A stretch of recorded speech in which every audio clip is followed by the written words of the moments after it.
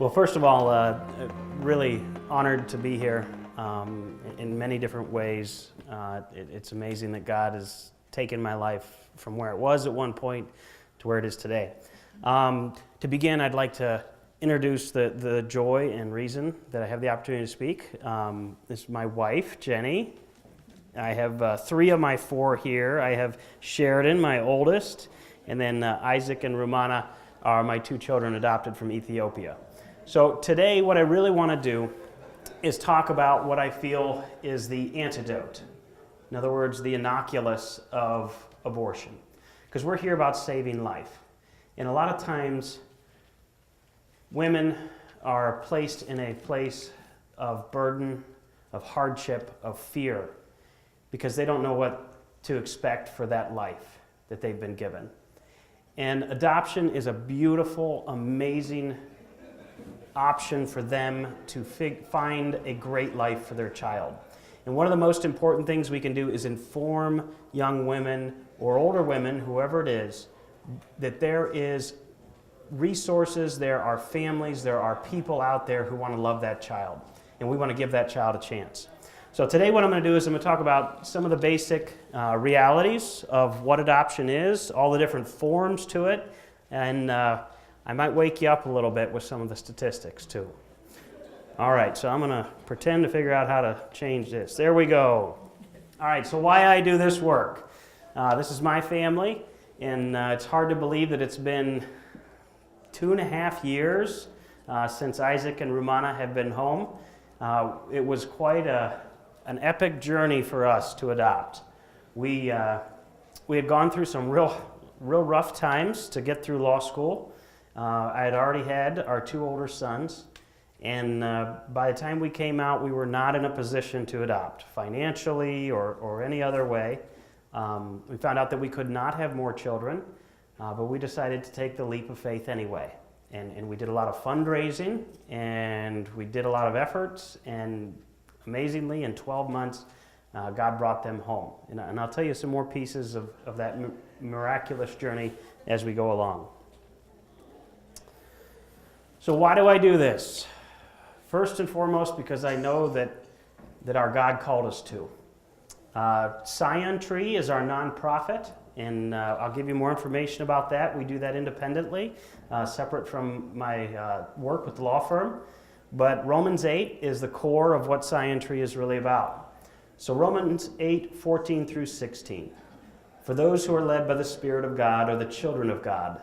The Spirit you received does not make you slaves so that you live in fear again. Rather, the Spirit you received brought about your adoption to sonship.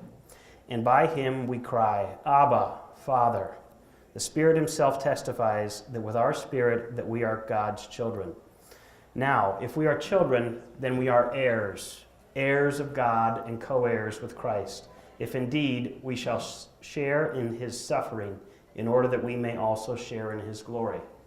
Now, the first thing I'm going to tell you about adoption is it's not a magic fairyland. There's a lot of realities to it. There's a lot of real tough realities to it. And I feel that the end of the verse here is probably the most realistic, which is if you are willing to care for a life that God has entrusted to you, there's going to be hardship. There's going to be a lot of issues. But we get to share in his glory too. 2 more verses that are probably theme verses for the adoptive world. James 1:27 is probably the anthem of the adoption world, which is that religion that God our Father accepts as pure and faultless is this: to look after orphans and widows in their distress and to keep oneself from being polluted by the world. Now, I'm not a minister. My dad is a pastor. That's a longer story. I'm a lawyer, all right? God gave me that skill set. And so, what I can do with my skill set and what anybody else can do with theirs is service unto him. But one of the beautiful things that I'm able to do is to be a parent. And if I can lead a child in my home to Christ, then that's one of the greatest acts of discipleship that we can do. One last verse, Galatians 4, 4 through 7. God sent his Son, born of a woman, born under the law, to redeem those under the law, that we might receive adoption to sonship. Because you are his sons, God set the Spirit out of his Son into our hearts, the Spirit who calls out, Abba, Father. So you are no longer a slave, but God's child. And since you are his child, God has made you also an heir. So let's talk about what adoption is. There's a whole lot of information out there, so I'm just going to give kind of the 10,000 foot level today in ways that people can get involved, okay? So first of all, the number one question that everybody asks who doesn't know a whole lot about adoption is, why does it cost so much? Well, I'm going to explain that and also take away that fear and illusion that the cost should be an issue. So first of all, foster care. Foster care is adoption. It's not a legal adoption. In other words, you're not legally making them your child.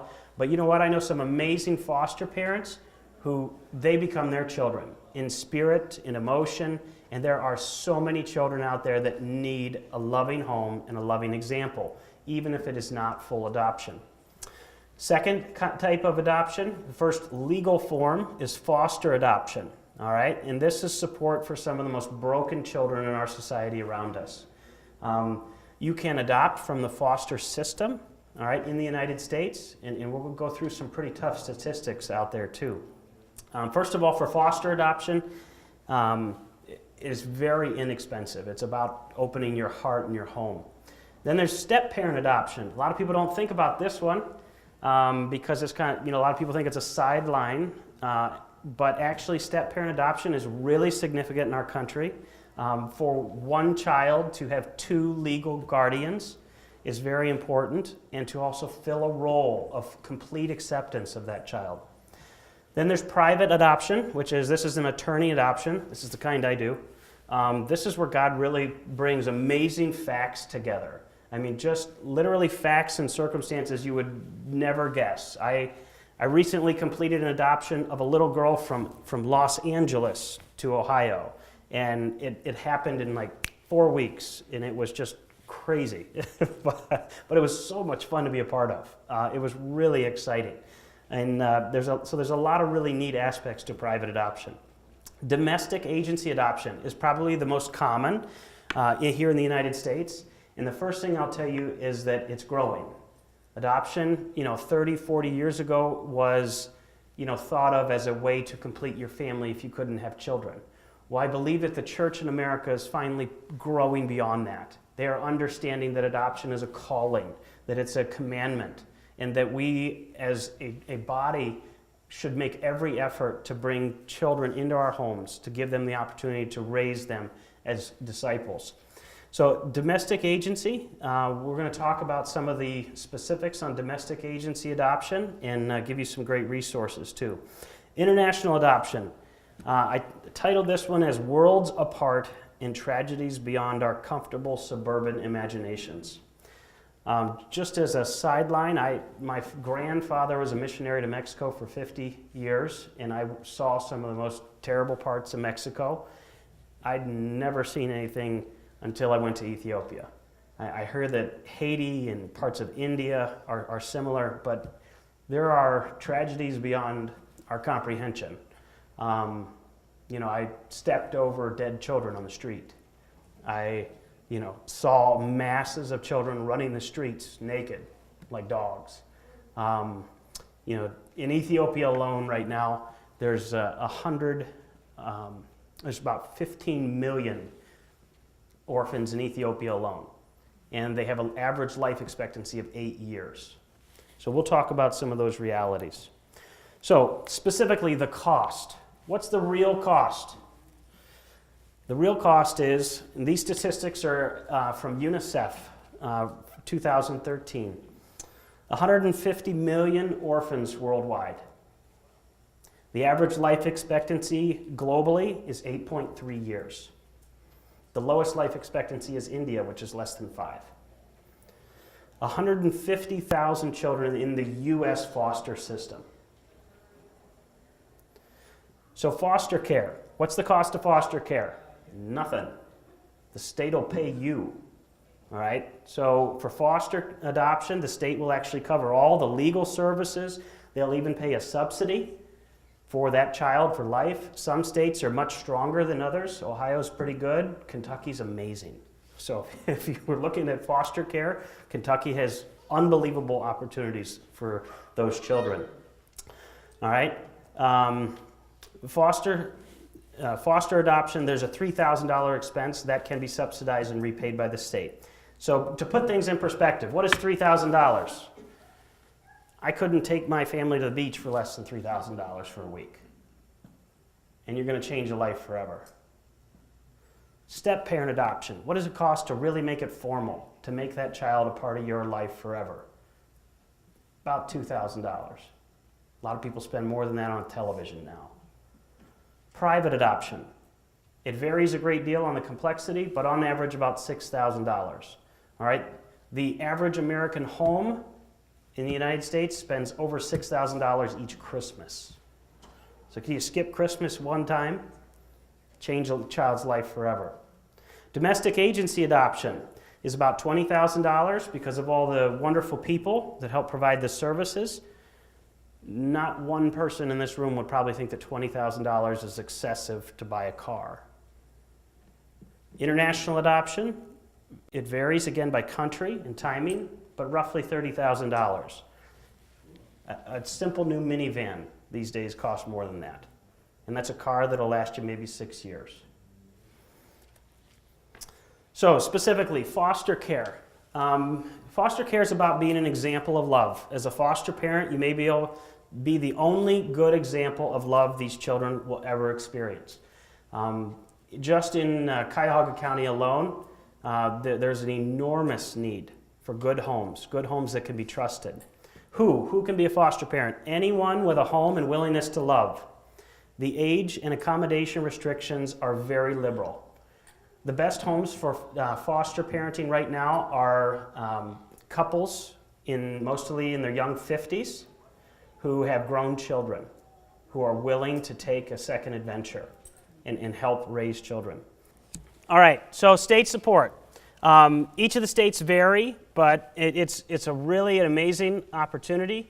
And unfortunately, a reality with foster care, as many people have heard, is that it gets abused a lot of times too. There's a lot of families that don't go into it for the right reason because they're just looking for the extra support from the state. So you got to be careful, but let me tell you, there's a great need for really good families. All right? Foster adoption.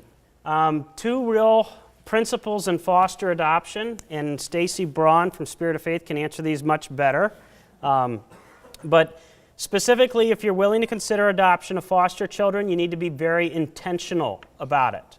All right? These children have been bounced around from house to house, from family, from institution to institution, and if you are really considering adopting them, then you need to make a plan for that. All right? And the second one is be open. If you're just thinking of respite care and foster care, you never know what's going to get laid on your heart. All right? You're never going to think that you could love another child like you love your biologic. And trust me, you can. All right? Change the system. There is really an immediate, terrible need for good people with good homes to care for foster children. Yeah, I mean, if you watch the news, I mean, it seems like every 5-6 months you see a home that is supposed to be a foster home, particularly with children with special needs, where they have 8 or 10 foster children with special needs. And the state supports that because the honest reality is there's not enough people willing to take those kids.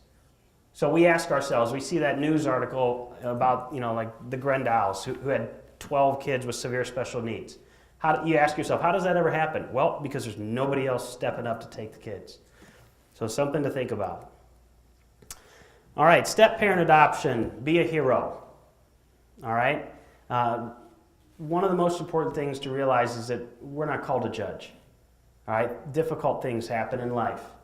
And if you are fortunate enough to be in a loving marriage where somebody has a child from a previous relationship and that parent has abandoned that child, then I think you're called to step up. You're called to fill that role fully. Additionally, for step-parent adoption, most people don't realize that it is a complete sever of legal authority. over that child from the prior parent. And so they do become a full heir. They become legally your own child for decision-making purposes, for inheritance purposes. And it's really a beautiful opportunity to express love. I've had the fortunate to do many step-parent adoptions. So let's talk about domestic agency adoption. This is the vast majority of adoptions. Stacy Braun is here from Spirit of Faith Adoptions, and they're a wonderful organization that we personally used a number of years ago, and then I have the great fortune of being general counsel for them now. So we help the agency with a number of different questions when they come up with the law, but also with a lot of unique opportunities with families too. All right, so the domestic agencies are growing as a whole because I'd say over the past 20 to 30 years, again, the church is awakening to this as a specific calling. I think a lot of people are adopting who already have biologic children. In our church, we kind of had a wave of adoption. I think there must be 10, 12 families in our church who have adopted internationally or going through the domestic process. And it's really a beautiful opportunity to see God work. All right, so adoption agencies. Why does it cost $20,000 or whatever it is? Here we go. First of all, they do all the hard legwork, all right, including finding birth mothers and birth fathers, making all the arrangements, fulfilling the maze of state law requirements. If anybody in here has adopted, there's a paperwork stack about that big to get through. But they help you do that, and they do an amazing job. And so it's a real honor to work with some of these agencies. So also, let's be practical. You need to do your homework on the adoption agency. Not everybody's in it for the right reason. Not everybody's got the same calling. All right. So a couple examples that two agencies that I work with regularly that are just outstanding. The first is Spirit of Faith Adoptions, which is like infant children for the majority, and so that's infant adoption throughout Ohio. And then Forever Homes is an organization I just started working with that is just really amazing. Their specific goal is to help with the placement of children who are older out of the foster system. I just completed a foster adoption from Kentucky for a 14-year-old girl who had a history that you don't even want to imagine. And it's just a beautiful opportunity. International adoption. We went through this personally. So this is going to be speaking from my personal experience. And first of all, it's embracing the world.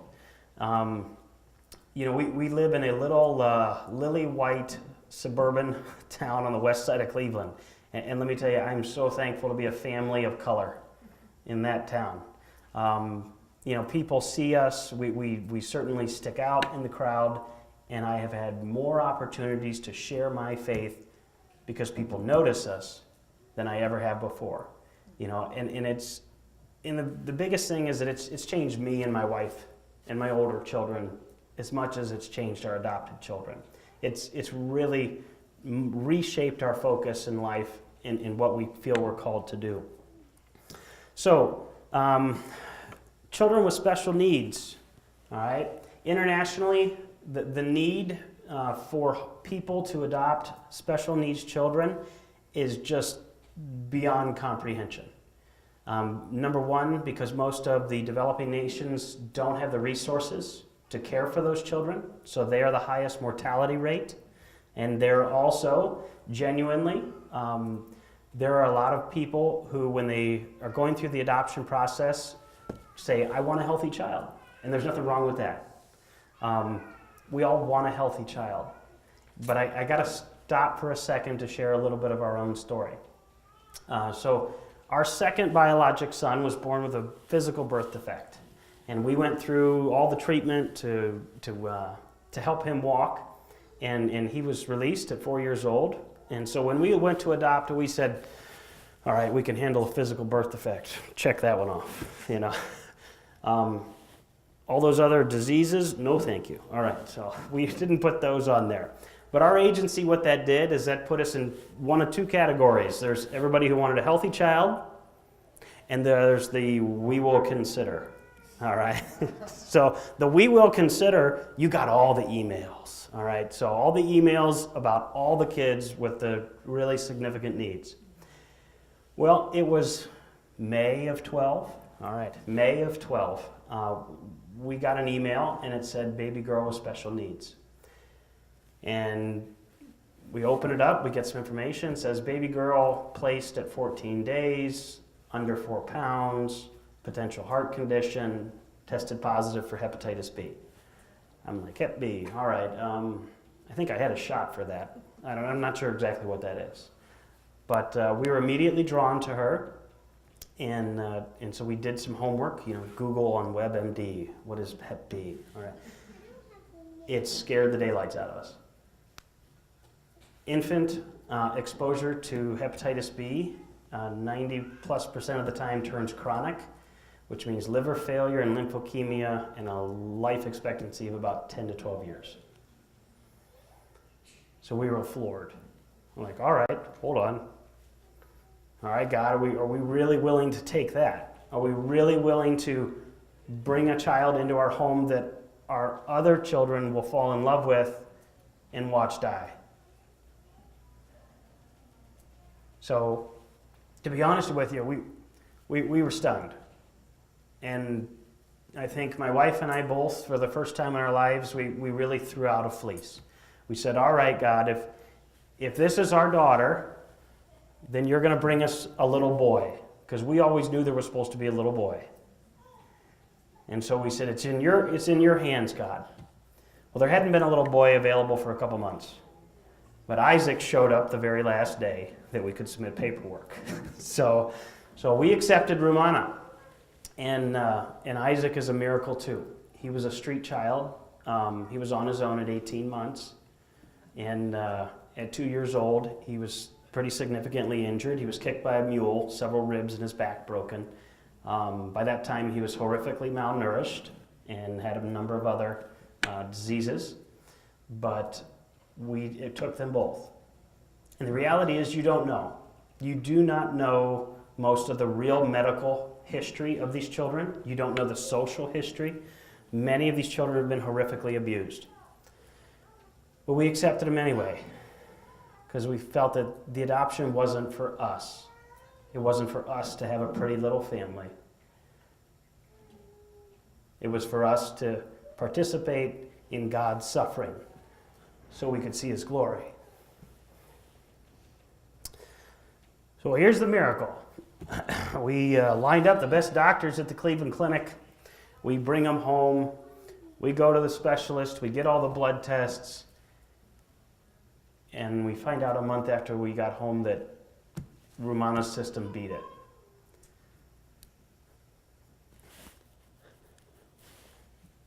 So, I'm going to get to walk her down the aisle.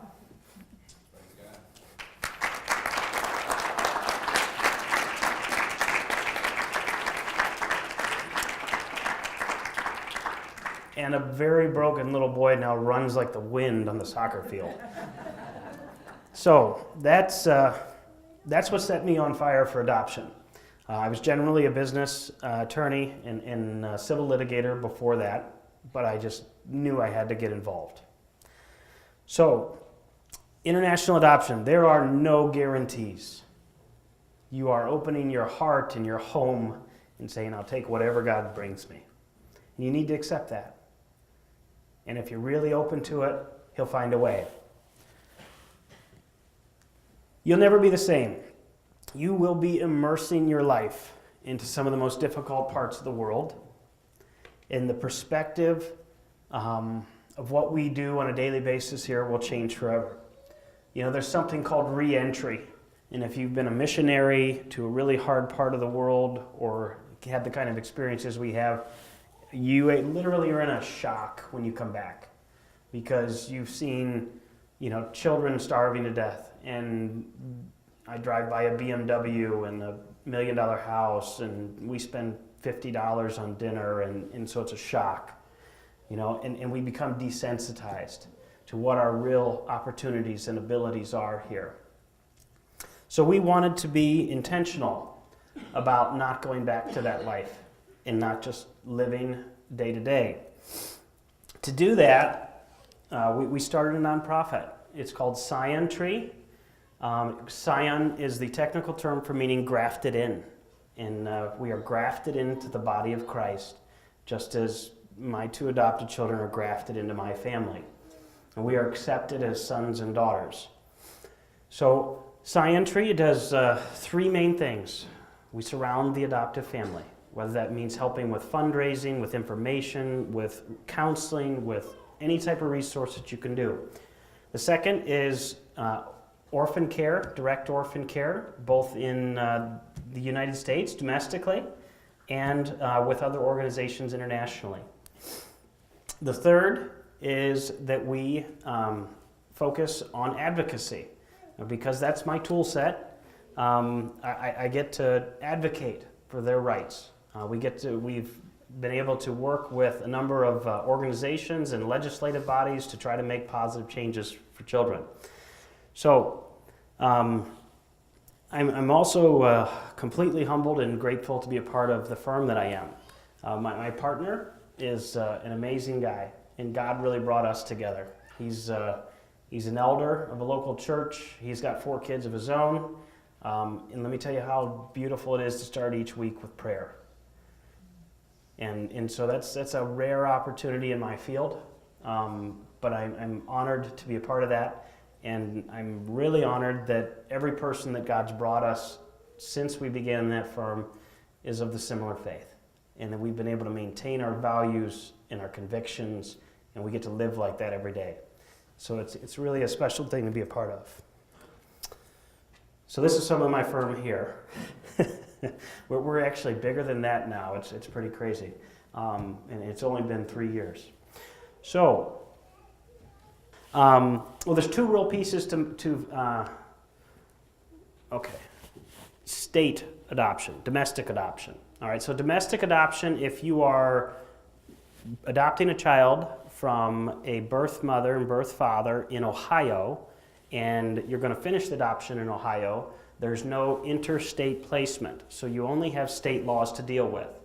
Now, the state laws, we just had a really positive reform. It's not everything, but a positive reform last month in Ohio.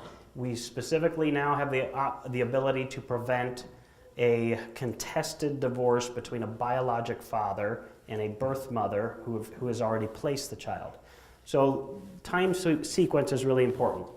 Specifically, what will happen is a birth mother will choose an adoptive couple who's waiting and waiting and waiting for their child.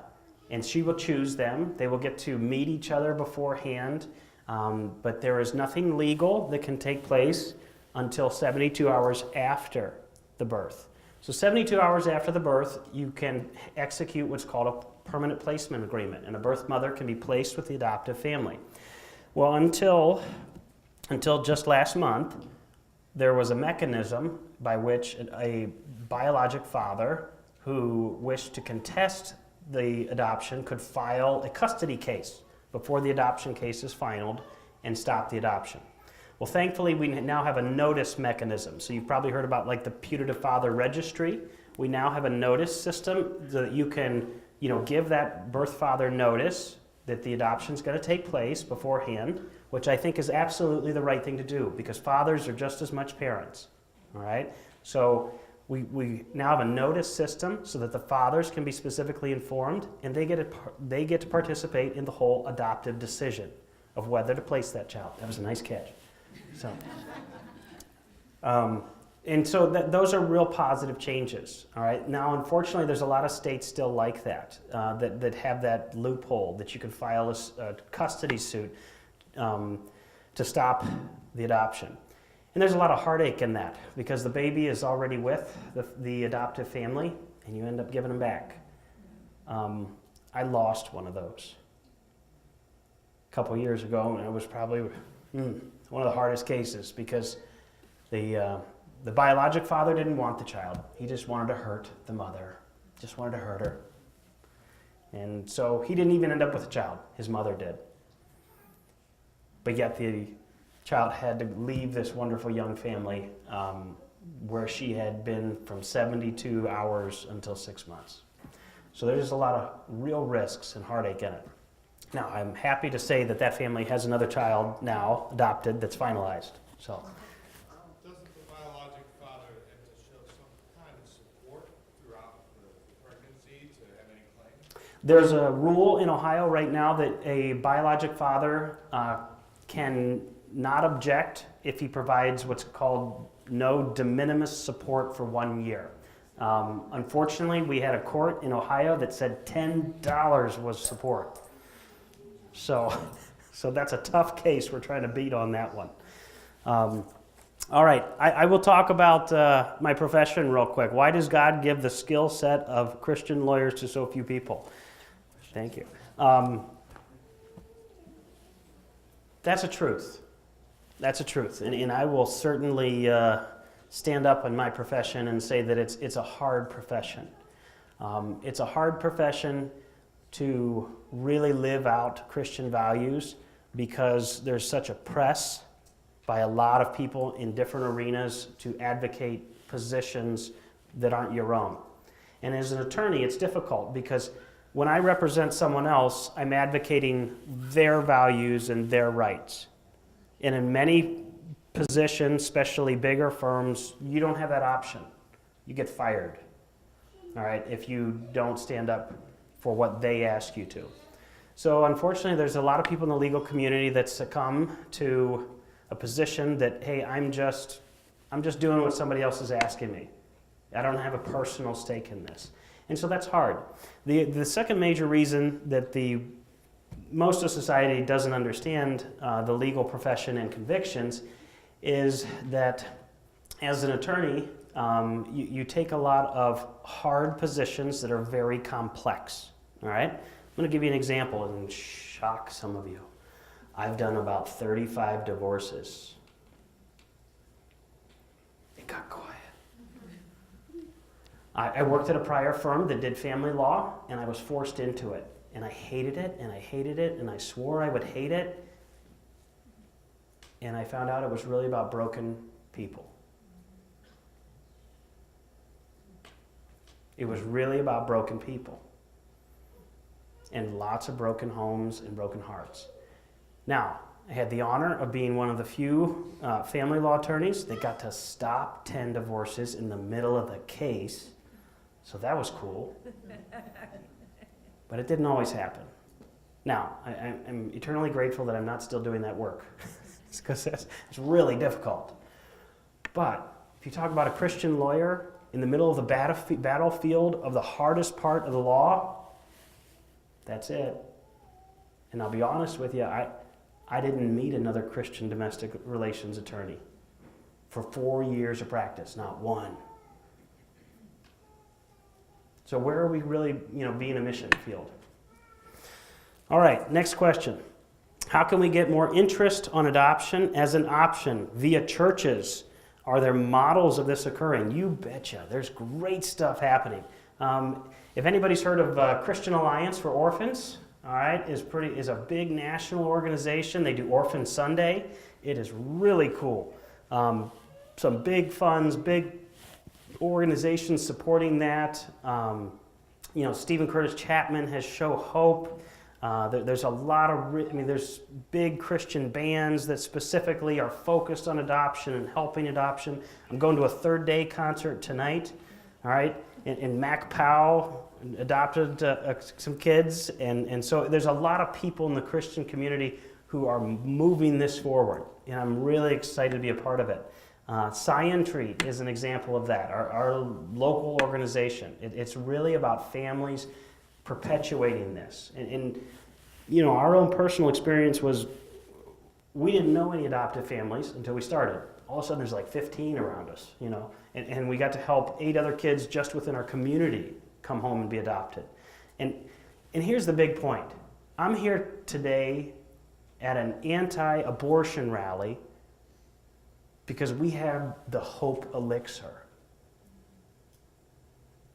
Show hope to that young woman. Show hope to that young man. So, panicked.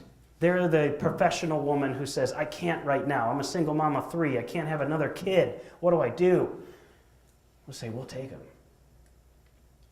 We'll take them.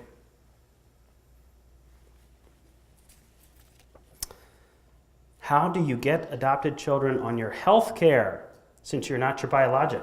Well, here's the beautiful thing. The law loves that. As soon as they're adopted, they're yours. All right? So our youngest 2 were on our health insurance when they were still in Ethiopia. All right? Because I got to show them a foreign decree and said, these are my kids. These are mine. So we're covering them. All right? So no health insurance plan in the United States, no government-funded health insurance plan is allowed to discriminate because children are adopted, period. So that's really good. Let's talk about some realities. If it's a single event at conception and you don't know where biologic father is, the best mechanism they've been able to come up with is something called, and I'll try and slow it down, the putative father registry. And what that is if you're dad and you really care, you want to know, do I have a child out there because of this time, you will register with the state, and every adoption that goes through in Ohio, they have to search the registry. And if somebody's on there, they have to notify them. So they do get an opportunity to participate. But then on the opposite side of that, if we have an absentee biologic father who doesn't do anything for a year, they lose that right to participate. There's actually no technical legal open adoption in Ohio. There are in other states. In Ohio, it's only a gentleman's contract between adoptive parents and biologic parents that they will maintain communication. Now, a lot of agencies are encouraging that, and a lot of families are sticking with it. Because number one, here's the reality. Those adoptive children are going to want some answers. They're going to want to know what really happened, all right? And if they are able to stay in some form of contact with biologic parents, it does 2 things. Number one, it gets rid of the unknowns for the child. Number 2, most of the time it makes the children much more grateful for the wonderful home they have. So it's really a blessing. Now, I understand that's a fear game. That's fear. I don't want to make contact. What if my child wants to return or get information with the biological child? Hey, guess what? When they're 18, you can't stop them. All right? So they're just ours for a time. Just like our biologic children, they are gifts for a time. We don't have control. I'm scared to death that I got my oldest to be out of the house in 8 years. But that's a reality I got to stick with. So it's the same thing with adoptive children. If I could do anything in my career, I would advocate for the human rights laws at the Hague, all right, the International Convention, at the ICJ. Why? Because there is a large treaty called the Human Rights Treaty that was amended about 10 years ago to include adoptive international rights, all right? And unfortunately, there's lots of political issues between the countries. So because there's political issues and struggle, some of those countries, accepted the requirements underneath the Hague Treaty. Some of them rejected it, say, hey, you're trying to force these things on us. So I'll give you a specific example. Ethiopia. All right, Ethiopia is not what's called a Hague signatory on the Adoptive Human Rights Treaty because they didn't want the laws of the UN forced on them. All right, they wanted to maintain the integrity of their own judicial process and didn't want to have to fulfill those. So that slowed things down a lot, all right, because there was tension between the international laws and the domestic laws of Ethiopia. Russia is a horrific example of just political gameplay at the expense of children. Putin literally slammed the door shut on international adoptions a year ago in return for something completely unrelated. Putin just shut the door. We had personal friends who were literally in the middle of a Russian adoption. Some had met children there. Some had even adopted them underneath the Russian law and just hadn't gotten their child home yet. Now, thankfully, the ones who had a Russian certificate or judgment for that adoption got to finish. But right now, there are millions of children institutionalized in some of the most horrific conditions in Russia that aren't going anywhere. So that's a real tough reality. What are some of the countries that are the most open internationally? Unfortunately, there aren't a great deal. There really aren't. If you think about the thousands of countries around the world, there's really only like 15. All right, so you can adopt from India. So I'll talk about Africa first. In Africa, I think there's like 3 nations open right now. That's it, the whole continent. All right, a lot of that is because of civil unrest in a lot of the major Ivory Coast countries. I'll also state that in a lot of the Muslim countries, it's forbidden. All right, our daughter came out of a highly Muslim oppressive region. It was so much so that if the birth mother had disclosed that she did it, she probably would have been killed. So there's a lot of the Muslim world that is completely shut down. China is open. India is open. There's a number of other countries. And then there's a number of South American and Central American countries too. But it's tough. Some of those countries put really great burdens on families. So there's a couple South American countries where you've got to go live there for 3 months. That's tough. So, all right. So that's some of the arena on the international level. Open adoption really only means one thing. All right, it doesn't have anything to do with expense. Open adoption only means level of permitted communication and contact. That's all it is. All right, so whatever the state law is on the permitted communication or contact between biologic parents and adoptive parents, that's what the term refers to. As we went through the number of the different expenses, all of those can vary state to state. If your uncle had adopted from the foster system in Hawaii, it's quite possible that it was only $500 because there are states that are that strong. Like they are pushing so hard for adoption that if it's a foster child, you can certainly do that. Okay? All right, well, I have actually worked a good bit with Children's Services in Ohio in lots of different arenas. It's very tough because I'll tell you about 2 major things. In the very heavily populated counties, they're overwhelmed. The social workers are overwhelmed. The system is overwhelmed. They literally just don't have numbers. They don't have enough families to take care of children in a respite care or in a foster type position. So under juvenile law, all right, there's something called an abuse, neglect, dependency case, an AND case. All right, and so that's where the state has the right to come in for the protection of the child to remove the children from the home. Now, that entire structure of law has one purpose, which is to reunify the parent and child if you can do it safely. Now, there's a normal 12-month system where the social workers and the state will attempt for reunification while the child is in respite care. A lot of times it doesn't work. Eventually, the state has to make a decision. If there has been no reunification, they have to go through a termination of parental rights, which means we don't believe this parent can be rehabilitated. We're going to terminate their rights. And then that child is one of 3 things. They become a ward, a guardianship ward of a relative. They are put in a foster system, or they are adopted out. So in Ohio, you cannot adopt a foster child until you've had a formal termination of rights. Now, a lot of the smaller counties, they do a real good job. They work real well with domestic agencies to try to line that up. And I'll be really honest with you, I think on average, a lot of the more rural communities have families that are willing to take those children. They're used to larger families. Most of the rural communities, it's nothing to have 5, 6 kids. And so one more in the home it's not that big a deal. So I will state that a lot of the rural communities do a much better job of enveloping those children after they would go through that type of trauma. All right. I'm not sure where we're at timing-wise. Well, I think we're right at ending time. So All right. Thank you, Stephen. That was excellent. Thank you very much. Come up and ask me questions afterwards if you have the time. Thank you. All right, Appreciate thanks. it.